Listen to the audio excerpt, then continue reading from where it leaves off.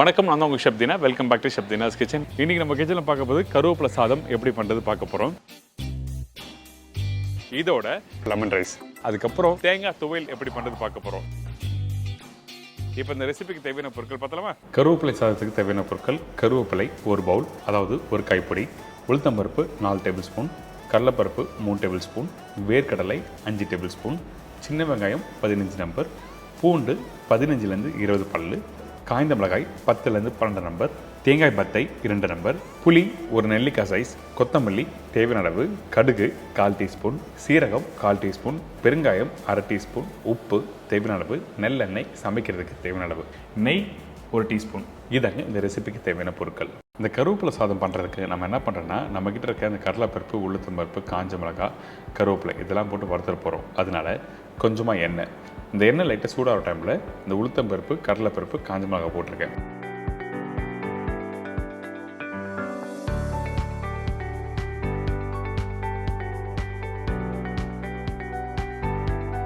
இந்த உளுத்தம்பருப்பு, கடலைப்பருப்பு லைட்டாக வறுத்து வர டைமில் நம்ம என்ன பண்ணுறோம், கருவேப்பிலை போடுறோம். இந்த கருவேப்பிலை 1 கைப்பிடி போட்டிருக்கேன், அதாவது ஒரு பெரிய பவுல் சைஸ் அளவுக்கு. இது போட்ட பிறகு நம்ம வறுக்க ஆரம்பிக்கிறோம்.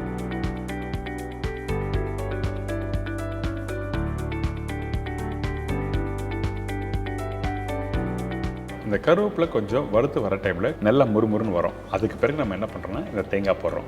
இந்த தேங்காய் எதுக்காக இந்த இடத்துல யூஸ் பண்ணுறேன், ஒன்று வந்து அந்த டேஸ்ட் வந்து என்ஹான்ஸ் பண்ணி எடுத்து கொடுக்கும். அதனால தான் இந்த தேங்காய் போடுறோம். அதே டைமில் இந்த தேங்காய் வறுக்கிற பக்குவம் என்ன கேட்டிங்கன்னா, ரொம்ப நேரம் வதக்கக்கூடாது. லைட்டாக ஒரு 2 நிமிஷம் வதக்கினா போதும். அதாவது இந்த தேங்காயோட இருக்க அந்த ஈரத்தன்மை போகணும், அவ்வளோதான். இப்போ பார்த்தீங்களா, இப்போ இந்த தேங்காய், கருவேப்பிலை, கடலைப்பருப்பு, உளுத்தம்பருப்பு எல்லாத்தையும் நல்லா வதக்கியாச்சு. அதே டைமில் இந்த கடலைப்பருப்பு, உளுத்தம்பருப்பும் கோல்டன் ப்ரௌன் கரெக்டாக வந்திருக்கு. இந்த மாதிரி தான் இருக்கணும். வந்த பிறகு நீங்கள் டேரெக்டாக மிக்ஸி ஜாரில் போட்டு அரைக்க போகிறீங்க. அந்த டைமில் கொஞ்சம் கொத்தமல்லி போடுங்க. கொத்தமல்லி எதுக்காக போடுறோன்னா, ஒன்று வந்து வாசனைக்காகவும், இன்னொன்று வந்து கலர் நல்லா கொடுக்கும். அதுக்காக மட்டும்தான் இந்த கொத்தமல்லி யூஸ் பண்ணுறோம். இதுக்கு பிறகு புளி போட்டிருக்கோம்.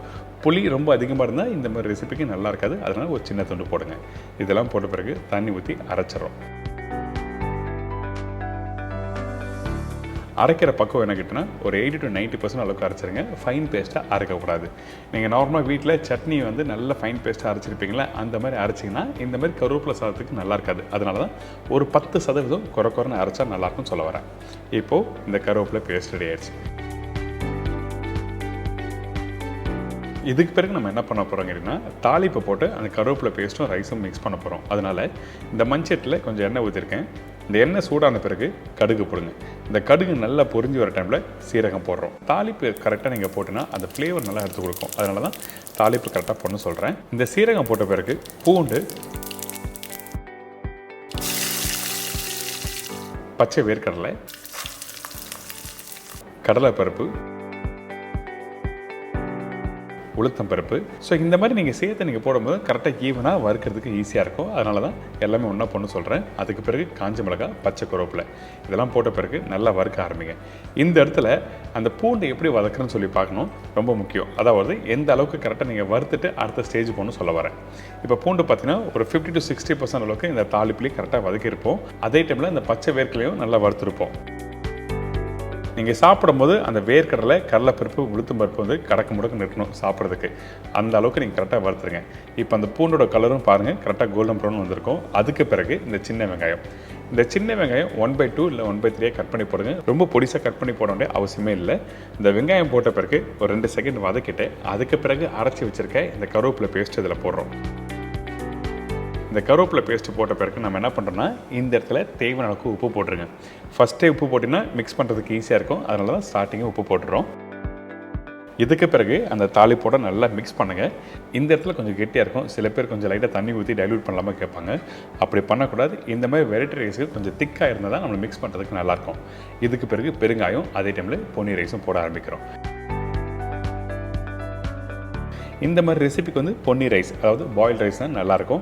சில பேர் பாஸ்மதி ரைஸ் போடலாமல் கேட்பாங்க. கண்டிப்பாக யூஸ் பண்ணக்கூடாது. பச்சை ரைஸ் கூட சாப்பிடலாம். ஆனால் நீங்கள் பாஸ்மதி ரைஸ் யூஸ் பண்ணினா இந்த மெத்தடுக்கு கரெக்டாக நல்லா இருக்காது சொல்ல வரேன். அவ்வளோதான் விஷயம்.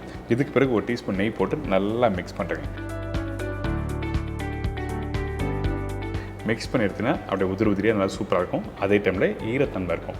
நீங்கள் நார்மலாக வீட்டில் கருவேப்பிலை வறுத்து பவுட்ரு பண்ணி நீங்கள் பண்ணும்போது அந்த கருவேப்பிலை சாதம் சூடு ஆறிச்சுன்னா சாப்பிட முடியாது. அதாவது சில பேருக்கு நெஞ்சு கரைக்கும். அந்த டைமில் இந்த மாதிரி பேஸ்ட் அரைச்சி நீங்கள் சாப்பிட்டீங்கன்னா ரொம்ப நல்லாயிருக்கும். சூடு ஆறினாலும் சாஃப்டாக இருக்கும், அந்த மாய்ஸ்சரோடு இருக்கும் சாப்பிட்றதுக்கு, அதாவது ஈரத்தன்மை இருக்கும். அப்போது நீங்கள் நல்லா விரும்பி சாப்பிடுவீங்க. ஸோ அதனால தான் இந்த மாதிரி அரைச்சி எப்படி பண்ணணும்னு சொல்லிட்டு நீங்கள் சொல்லி கொடுத்துருக்கேன். கருவேப்பிலை சாதம் கண்டிப்பாக ட்ரை பண்ணி பாருங்கள். நம்ம வீட்டில் இருக்க மக்கள் எல்லாருக்கும் ரொம்ப பிடிக்கும்.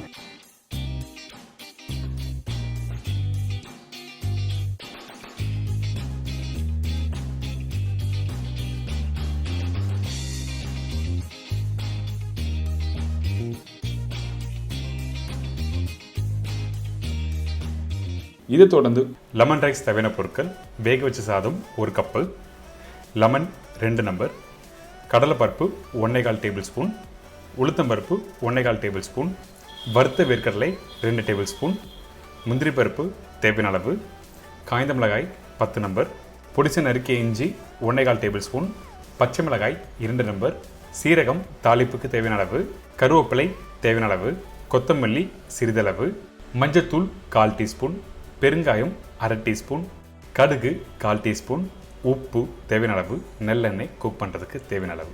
இதாங்க லெமன் ரைஸுக்கு தேவையான பொருட்கள். லெமன் ரைஸ் நீங்கள் வீட்டில் பண்ணும்போது கவனமாக கவனிக்க வேண்டிய விஷயம் என்ன, தாளிப்பு ரொம்ப இம்பார்ட்டன்ட். அந்த தாளிப்பு எப்படி போடுறீங்களோ அந்தளவுக்கு நல்லா சூப்பராக இருக்கும். அதே டைமில் லெமன் போட்ட பிறகு நீங்கள் குக் பண்ணக்கூடாது. அது எப்படி பண்ணுறது பார்ப்போம்.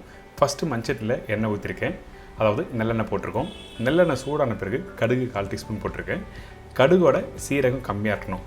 இப்போ சீரகம் போட்ட பிறகு நல்லா பொரிஞ்சு வருதா, அந்த டைமில் அடுப்பை கொஞ்சம் ஸ்லோ ஃப்ளேம் வைங்க. இதுக்கப்புறம் உளுத்தம்பருப்பு, கடலைப்பருப்பு, வேர்க்கடலை, முந்திரி பருப்பு, அதுக்கப்புறம் காஞ்ச மிளகாய் போடுறோம். இந்த இடத்துல நீங்கள் கவனமாக கவனிக்கணும். இந்த லெமன் ரைஸ் பண்ணுறதுக்கு இஞ்சி ரொம்ப இம்பார்ட்டன்ட். அதனால் பொடிசாக கட் பண்ணி இஞ்சி போடுங்க. அதுக்கப்புறம் பச்சை மிளகாய் காரத்துக்காக போட்டிருக்கேன். அதே டைமில் பச்சை கருவேப்பிலையும் போட்டிருக்கேன்.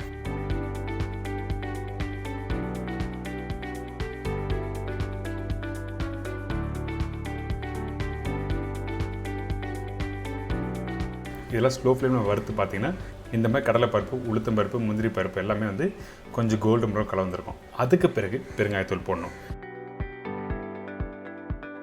இந்த பெருங்காயத்தூள் போட்ட உடனே மஞ்சத்தூள் போடுறோம்ல, இந்த இடத்துல அடுப்பை ஆஃப் பண்ணிவிடுங்க. இதுக்கப்புறம் வந்து நீங்கள் திருப்பி குக் பண்ணால் அந்த மஞ்சத்தூள் வந்து கலர் மாற ஆரம்பிச்சிடும். இன்னொரு முக்கியமான விஷயம், கொஞ்சமாக தண்ணி ஊற்றிருக்கேன். இந்த பச்சை தண்ணி எதுக்காக போடுறேன்னு கேட்டிங்கன்னா, அந்த டெம்பரேச்சர் டவுன் பண்ணும். அதே டைமில் அந்த கலர் நல்லா என்ஹான்ஸ் பண்ணி எடுத்து கொடுக்கும். அதாவது லெமன் ரைஸ்க்கு வந்து அந்த லெமன் கலர் வேணும்ல, லைட் எல்லோஷ் கலர் வேணும். அதுக்காக கொஞ்சமாக தண்ணி ஊற்றி அந்த டெம்பரேச்சர் டவுன் பண்ண உடனே லெமன் ஜூஸை புளிய ஆரம்பிக்கிறோம். இன்னொரு முக்கியமான விஷயம், லெமன் ஜூஸ் புளிஞ்ச பிறகு திருப்பி குக் பண்ணக்கூடாது. அதே டைமில் அடுப்பை ஆனில் இருக்கக்கூடாது. அதுக்கப்புறம் கொஞ்சம் உப்பு போட்டிருக்கேன். உப்பு போட்ட பிறகு நல்லா மிக்ஸ் பண்ணுங்க. நல்லா மிக்ஸ் பண்ணி முடித்த பிறகு வேக வச்ச சாதத்தை இதில் போடுறோம். நான் திருப்பியும் சொல்கிறேன், லெமன் போட்ட பிறகு குக் பண்ணினா கண்டிப்பாக கசப்பு தன்மை வந்துடும். வீட்டில் சமைக்கும் போது கவனமாக இருந்து அடுத்த ஸ்டேஜ் போங்க. இப்போது வேக வச்ச சாதத்தை போட்டிருக்கோம். இந்த சாதம் போட்ட பிறகு நல்லா மிக்ஸ் பண்ணுறோம். அதே டைமில் கொஞ்சம் கொத்தமல்லி போட்டிருக்கோம்.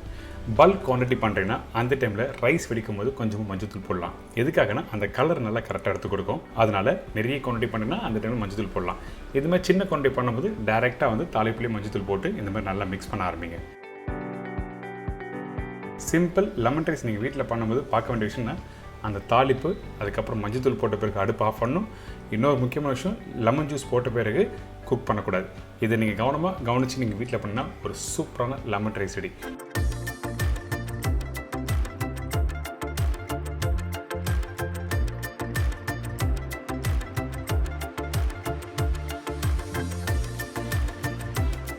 இப்போது இந்த தேங்காய் துவையலுக்கு தேவையான பொருட்கள் நம்ம என்னென்ன பார்த்தலாமா?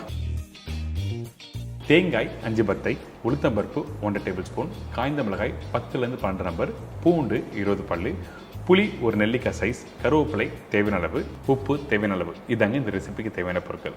ஃபஸ்ட்டு நம்ம என்ன பண்ணுறோன்னா இந்த உளுத்தம்பருப்பு வறுக்க ஆரம்பிக்கிறோம். இந்த உளுத்தம்பருப்பு வறுக்கும்போது எண்ணெய் ஊற்றாமல் பேன்லேயே நீங்கள் டேரெக்டாக வறுக்க ஆரம்பிக்கணும்.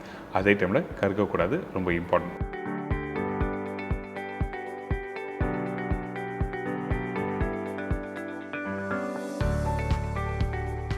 இந்த உளுத்தம்பருப்பு நல்லா கோல்டன் ப்ரௌன் கலர் வர வரைக்கும் நல்லா வறுத்து எடுத்துருங்க. அதுக்கு பிறகு நம்ம என்ன பண்ணுறோம்னா கட் பண்ணி வச்சுருக்க இந்த தேங்காவை இந்த மிக்ஸி ஜாரில் போட்டிருக்கோம். காரத்துக்கு ஏற்ற மாதிரி 12லேருந்து 15 காஞ்ச மிளகா போட்டுடலாம். குண்டு மிளகா காரம் இருக்கும். ஸோ குண்டு மிளகா நீங்கள் வீட்டில் யூஸ் பண்ணுங்கள். இதுக்கு பிறகு இந்த பூண்டு, கருவேப்பிலை,